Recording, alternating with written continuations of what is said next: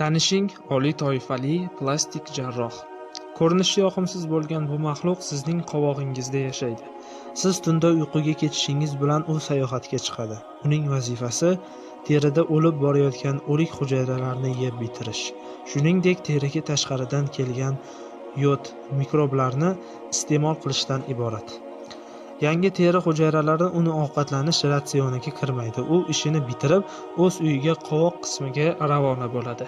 Terimizning sog'lom va muntazam yangilanib turishda benazir xodim bo'lgan bu kananing umri 18-24 kun davom etadi.